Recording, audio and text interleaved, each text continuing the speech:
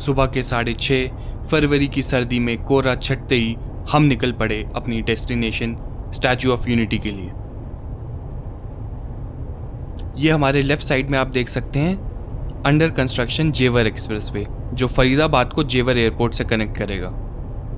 इसका काम बहुत जोर शोर से चालू है। आप वीडियो में देख सकते हैं कि कुछ दूरी पे हमें कोहरा दिख रहा है, इसलिए हमने इस समय अपनी स्पीड 80 किलोमीटर पर आवर पे रिस्ट्रिक्ट कर रखी है जब तक धूप पूरी तरीके से निकल नहीं आती। गूगल मैप्स के हिसाब से हम पहुंचेंगे स्टैचू ऑफ यूनिटी रात के 9:30 बजे तक। आज की इस रोड ट्रिप में हमारा एक बड़ा चैलेंज, जिसके लिए मैं अभी से घबरा रहा हूँ, वो होगा कि हमें गुजरात बॉर्डर किसी भी हालत में अंधेरे से पहले क्रॉस करना है। और जो एमपी वाला स्ट्रेच है दिल्ली मुंबई एक्सप्रेसवे का, वहाँ पे कई बार लूटपाट की घटनाएं हो चुकी है ट्रैवलर्स के साथ। आपने भी सुना और पढ़ा होगा कि झबुआ बेल्ट में अक्सर ऐसी घटनाएं ट्रैवलर्स के साथ होती रहती हैं। हमारा एक्सपीरियंस कैसा रहा और हमारे साथ क्या क्या हुआ, ये जानने के लिए वीडियो पूरा देखें। इस जर्नी में हम कालिंदी कुंज से केएमपी एक्सप्रेसवे पकड़ के दिल्ली मुंबई एक्सप्रेसवे का इस्तेमाल करेंगे, जो भारत का सबसे शानदार एक्सप्रेसवे है। और हम उसकी भी आपको अपडेट्स देंगे कि दिल्ली मुंबई एक्सप्रेसवे कहाँ तक बन चुका है, क्या इससे मुंबई जाया जा सकता है या नहीं। या आगे हम क्रॉस कर रहे हैं वेस्टर्न डेडिकेटेड फ्राइटर कॉरिडोर को, जो कि पूरी तरीके से एक एलिवेटेड रेलवे ट्रैक है। अगर आप भी हमारी तरह रोड ट्रिप को पसंद करते हैं तो वीडियो पूरा ज़रूर देखिएगा, क्योंकि आगे हमारे रोड ट्रिप लवर्स के लिए हम लोग लेके आए एक स्पेशल ऑफर। यह आज का हमारा पहला टोल, जहाँ पे केएमपी एक्सप्रेसवे ख़त्म हो जाता है और दिल्ली मुंबई एक्सप्रेसवे स्टार्ट हो जाता है। इसमें मेरे हिसाब से हमारा टोल कटेगा लगभग 150 रुपये का। आप वीडियो का कैप्शन ज़रूर चेक कर लीजिएगा सारी टोल डिटेल्स के लिए। अब हम अपनी ट्रिप का पहला ब्रेक लेंगे, जो कि होगा हरियाणा के लास्ट पेट्रोल पंप पे, क्योंकि आप सभी जानते हैं कि आने वाले हर स्टेट में पेट्रोल हरियाणा से महंगा ही मिलेगा। तो हम लोग अपनी गाड़ी का टैंक फुल करवाते हैं और साथ ही मैकडॉनल्ड्स से भी कुछ ब्रेकफास्ट कर लेते हैं। यहाँ पे आपको कई और भी ब्रांड्स मिल जाएंगे, जैसे कोस्टा कॉफ़ी, पिज्ज़ा हट भी। सूर्य देवता भी धीरे धीरे प्रकट होते हुए, जो कि गुजरात बॉर्डर तक हमारा साथ देंगे।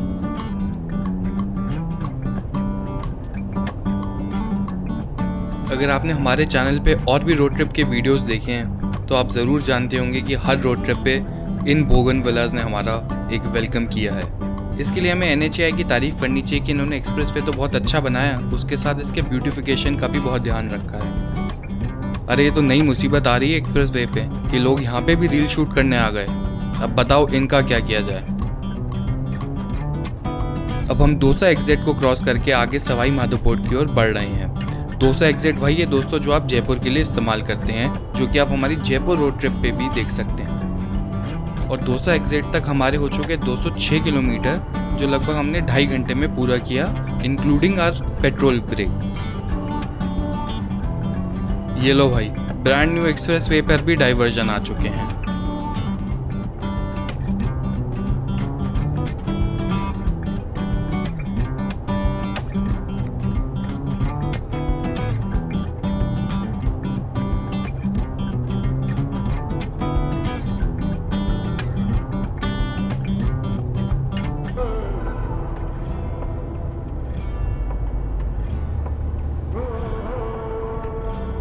ये आगे आप देख रहे हैं कि हम लोग अभी टोल से एग्जिट लेने वाले हैं, लेकिन डरिएगा मत, हम वापस एक्सप्रेसवे पे चढ़ेंगे, क्योंकि ये जो ब्रिज है बीच का, ये अभी अंडर कंस्ट्रक्शन है। इसलिए हमें टोल से उतरना है, राउंड अबाउट से आगे जाके फिर टोल से वापस आना है। Welcome back on Delhi Mumbai expressway और दिल्ली वडोदरा एक्सप्रेसवे।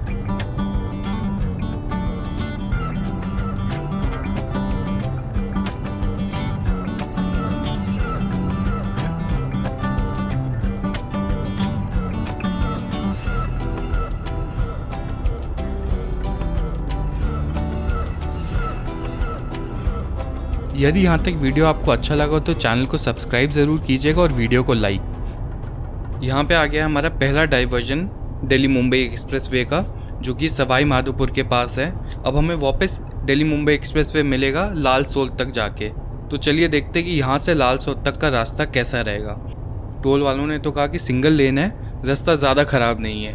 तो चलिए देख के ही पता चलेगा कि सिंगल लेन कितनी ख़राब हो सकती है राजस्थान की।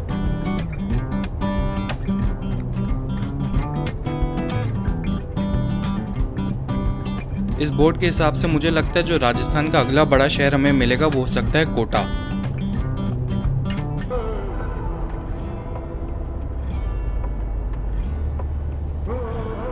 अभी हमने कुछ गांव वालों से पूछा तो उन्होंने बताया कि ये लगभग 21 किलोमीटर दूर हमें जाके मिलेगा अब एक्सप्रेसवे। और इस सिंगल लेन का सबसे बड़ा डिसएडवांटेज ये है कि यहाँ पे चलते हैं बड़े बड़े ट्रॉले जो कि गाड़ियों को जगह बिल्कुल नहीं देते। और हाँ, अगर मैं इस वीडियो में कुछ गलत बोल दूँ तो आप वीडियो के कैप्शन या वीडियो का डिस्क्रिप्शन ज़रूर देखते रहिएगा, क्योंकि वीडियो बनाते बनाते कई बार हम कुछ गलत बोल जाते हैं तो उनको कैप्शन या डिस्क्रिप्शन पे ज़रूर सही कर देते हैं।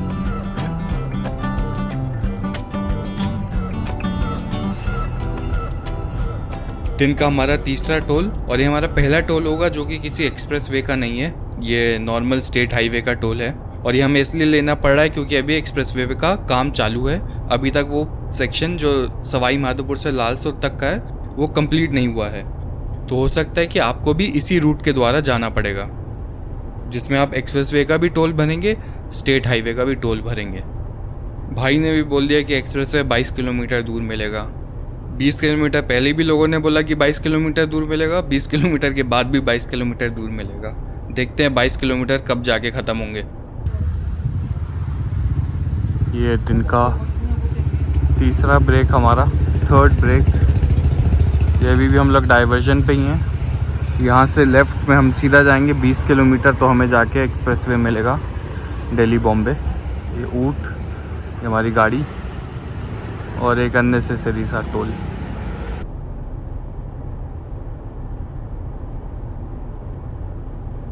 ये दूर आप देख सकते हैं कि हमें एक्सप्रेसवे की झलक दिख चुकी है।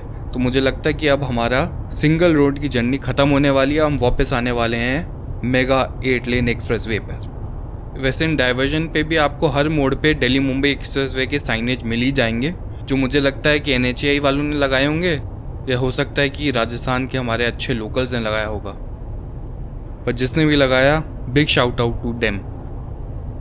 इस डाइवर्जन पे हमें लगभग 1.5 घंटा लगा एक्सप्रेसवे तक पहुंचने में, क्योंकि रोड पे आपने देखा कि ट्रैफिक भी बहुत ज़्यादा है, जानवर भी बहुत ज़्यादा है और पूरी रोड ही सिंगल लेन है और टोल भी लगता है भाई साहब।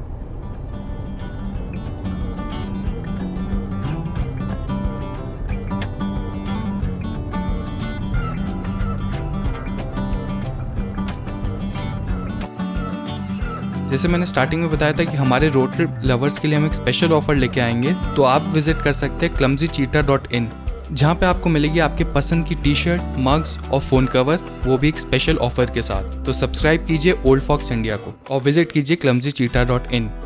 Now we are crossing the mighty Chambal river, जिसमें पानी तो थोड़ा कम है इस समय। और एक और फन फैक्ट बता दूं मैं आपको कि चंबल रिवर जो है वो इंडिया की क्लीनेस्ट रिवर हुआ करती थी। शायद आज भी होगी, लेकिन ये किसी को कंफर्म करना पड़ेगा। और चंबल में आपको मिलते हैं इंडिया के घड़ियाल। ये है हमारा लाबन टू कोटा का एक्सप्रेसवे। कोटा के बाद शायद फिर से डाइवर्जन आएगा। लाबन के डाइवर्जन के बाद ये आता है पहला रेस्ट एरिया, जिसमें अभी तक कुछ भी ओपन नहीं है। वैसे अगर रेस्ट एरिया जल्दी खोल दिया जाए तो ट्रैवलर्स के लिए इजी रहेगा, क्योंकि 1.5 घंटे के डाइवर्जन के बाद एक अच्छे ब्रेक के लिए जगह होनी चाहिए। मैंने आपको वैसे बताया नहीं होगा, लेकिन हमारा जो लास्ट ब्रेक हमने लिया था टी ब्रेक, वो बहुत ही बेकार जगह पे था। ना ही अच्छे वॉशरूम थे, ना ही अच्छी चाय। तो चलिए देखते हैं कि हमें अब कितना एक्सप्रेसवे मिलता है। वैसे थोड़ी थकान भी हो रही है, अगर एक अच्छा रेस्ट स्टॉप मिल जाए तो वहाँ पे एक ब्रेक भी लिया जा सकता है।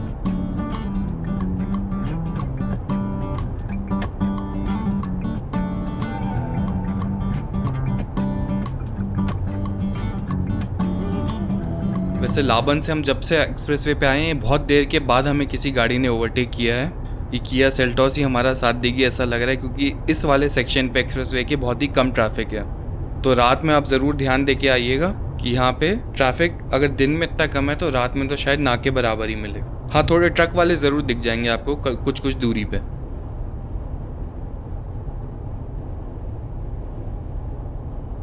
ये हम क्रॉस कर रहे हैं कोटा के एग्जिट को। सुबह कोहरे से स्टार्ट करके अब हम आ चुके हैं 27 डिग्री की गर्मी में Rajasthan border, Rajasthan MP border technically. और अभी लगभग 12:50 हो चुके हैं और हम टोटल किलोमीटर कर चुके हैं 442। ये है राजस्थान का ड्राई लैंडस्केप। वैसे अभी तक तो पूरे खेत आ रहे थे राजस्थान के। पहला सेक्शन ऐसा आया कोटा के बाद जहाँ पे हमें सूखापन या ड्राइनेस देखने को मिली है। ये कोटा के बाद आ गया हमारा सेकंड मेजर डाइवर्जन आज का। देखते हैं अब हमें कितनी दूर मिलेगा एक्सप्रेसवे वापस।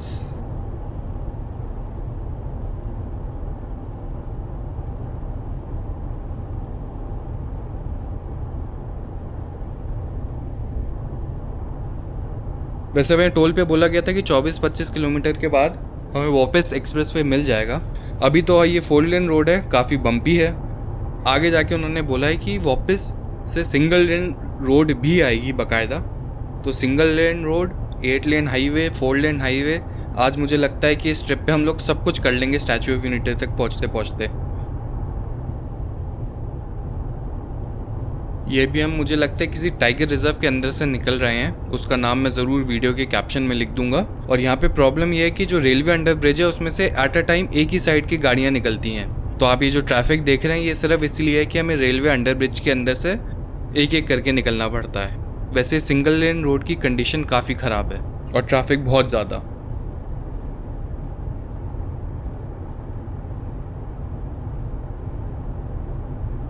अभी तक इस वीडियो में मैं सिंगल लेन रोड की शिकायत कर रहा था। लो भाई, अब तो हम सीधा गांव की सड़कों पे आ चुके हैं जो कि सिंगल लेन भी नहीं है। ऑल थैंक्स टू गूगल माता।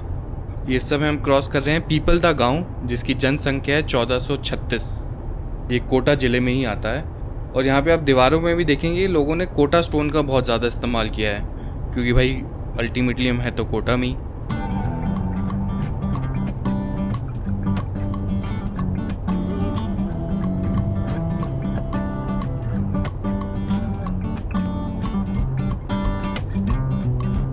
ये हम चेचत टोल प्लाजा से वापस आ रहे हैं NE4 पर। ये मुझे लगता है आज का हमारा तीसरा या चौथा टोल होना चाहिए। अब आगे मुझे लगता है कुछ ही दूरी पे हम MP बॉर्डर भी क्रॉस कर लेंगे।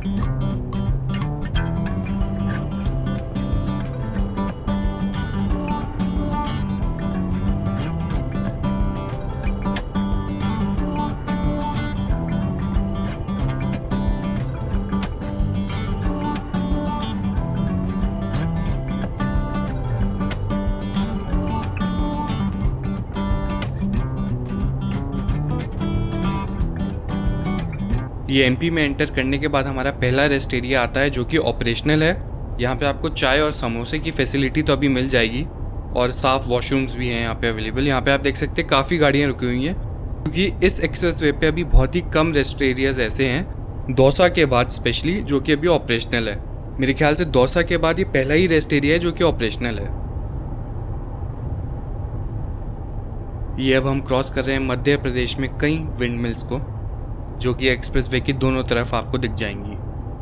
और हाँ, विंड मिल से मुझे याद आया कि हमारी जैसलमेर रोड ट्रिप पे लोंगेवाला वाली वीडियो में भी हमने कई सारी विंड मिल्स देखी थी हाईवे पे।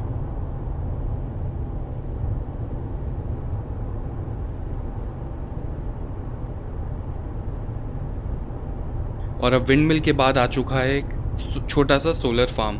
मेरे ख्याल से PM कुसुम योजना के तहत किसी फार्मर ने एक छोटा सा सोलर प्लांट बनाया हुआ है। पर मध्य प्रदेश में ग्रीन इलेक्ट्रिसिटी की इतनी सारे इनिशिएटिव देख के काफ़ी अच्छा लगा। गाड़ी में 8 घंटे से ज़्यादा बैठने के बाद ये हूँ थका हुआ मैं। ये हमारा नेक्स्ट रेस्ट एरिया, ये भी मुझे लगता है कि पार्शनली ऑपरेशनल है। तो एक अच्छी बात तो है कि MP वाले स्ट्रेच में आपको ऑपरेशनल रेस्ट एरियाज तो मिल ही जाएंगे। वैसे आपने नोटिस किया होगा कि अभी तक हम लोगों ने ज़्यादा ब्रेक्स नहीं लिए हैं। उसका रीज़न मैंने आपको स्टार्टिंग में ही बताया था कि हमें किसी भी हालत में हलोल वाला जो हमारा गुजरात बॉर्डर है वो रोशनी में ही क्रॉस करना है, क्योंकि हमने कई बार पढ़ा है न्यूज़ में भी और कई अलग फोरम्स में भी कि जो झबुआ वाला स्ट्रेच है जहाँ पे एक्सप्रेसवे ख़त्म होता है और गुजरात बॉर्डर तक जो झबुआ का स्ट्रेच है वो काफ़ी रिस्की रहता है। वहाँ पे कई क्राइम्स रिपोर्ट हुए हैं ट्रैवलर्स के साथ, स्पेशली रात में। तो अगर आप भी ये रूट कर रहे हैं तो ये एक चीज़ का ध्यान रखिएगा कि गुजरात बॉर्डर आप दिन दिन में क्रॉस कर लें। इस समय ये हम रतलाम का एक स्ट्रेच क्रॉस करते हुए जा रहे हैं। यहाँ पे आप टेरेन देख सकते हैं, काफी ज्यादा रॉकी हो चुकी है और काफी माउंटेनियस भी हो चुकी है। थोड़े थोड़े पहाड़ भी आ जाते हैं जिनको काट के एक्सप्रेसवे बनाया गया है। बस हमारा एक्सप्रेसवे का सफर तो मुझे लगता है यहीं तक खत्म होने वाला है और आगे का रास्ता काफी इंटरेस्टिंग रहेगा, तो वीडियो में बने रहिए क्योंकि आगे ही हमें पता चलेगा कि झबुआ वाला पार्ट कितना रिस्की है और स्टैच्यू ऑफ यूनिटी तक हमें और कितने चैलेंजेस देखने को मिलेंगे इस रोड ट्रिप पे। अभी तक तो काफी हद तक स्मूथ था, 2 मेजर डाइवर्जन्स थे 1.5 घंटे के और आपको कहीं ना कहीं कुछ ना कुछ एरियाज मिल जाते थे रुकने के लिए, लेकिन इसके बाद मुझे लगता है कि हमारे पास रुकने की अपॉर्चुनिटीज भी कम हो जाएंगी और रात का रिस्क भी बढ़ता जाएगा। बट टेंशन की बात मुझे लगता है अब स्टार्ट होगी क्योंकि अब हमें मिलेंगे single lane highway, state highways, national highways और थोड़ी ही देर में अंधेरा भी होने वाला है। लगभग अभी टाइम हो चुका है 5:30।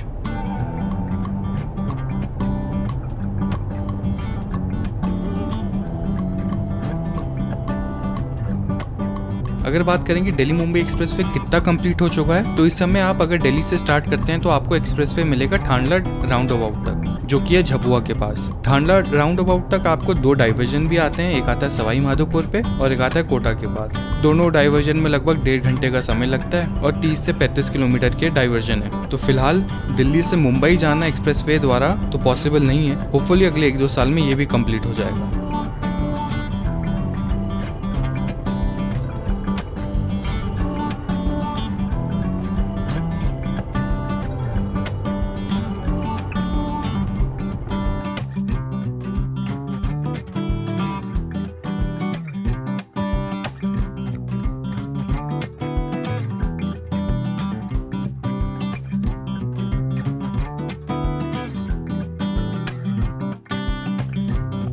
एक तो सिंगल लेन रोड, ऊपर से यहाँ का इतना मुश्किल ट्रैफिक।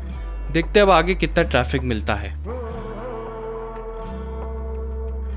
फाइनली सिंगल रोड खत्म होती हुई NH47 को अब हम ज्वाइन कर रहे हैं, जो कि पीछे झबुआ से आ रही है और आगे दाहोद हलोल की तरफ जाती हुई, और जल्दी मुझे लगता है यहाँ से कुछ ही दूरी पे हमें गुजरात बॉर्डर भी मिल जाएगा। तो चलिए, हमारी पहली टेंशन तो दूर होती है कि हम लोग अब दिन में ही, रोशनी में ही गुजरात बॉर्डर पहुंचने वाले हैं।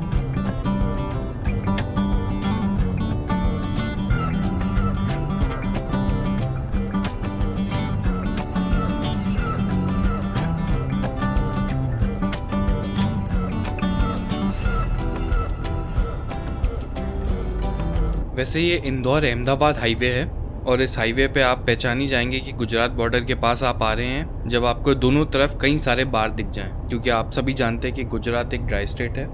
शाम के बज चुके हैं 6, टू बी प्रिसाइज 6:11 हो चुका है। साथ ही साथ सनसेट भी होता हुआ आप देख सकते हैं। वैसे अब हम दाहोद भी क्रॉस कर चुके हैं, लेकिन गूगल मैप्स के हिसाब से केवड़िया मतलब स्टैचू ऑफ यूनिटी तक जाने के लिए आगे हमें एक डाइवर्जन लेना पड़ेगा इस अच्छी ब्रांड न्यू 4 लेन रोड से। ब्रांड न्यू तो नहीं है, लेकिन काफ़ी अच्छी कंडीशन में बनी हुई 4 लेन हाईवे है ये। अब यहाँ से भी हमें आगे जाके शायद डाइवर्जन लेके सिंगल लेन रोड रहेगी अब हमारी स्टैचू ऑफ यूनिटी तक, जिसके लिए हमने ऑनलाइन जितनी रिसर्च करी, फोरम्स पे जितना पढ़ा, रिव्यूज़ तो अच्छे नहीं थे। अब देखते हैं, अब अंधेरे में ही जाना है और कोई ऑप्शन भी नहीं है। स्टैचू ऑफ यूनिटी कल हम सुबह घूमने वाले हैं, तो देखते हैं आगे का रूट कितना मुश्किल रहता है।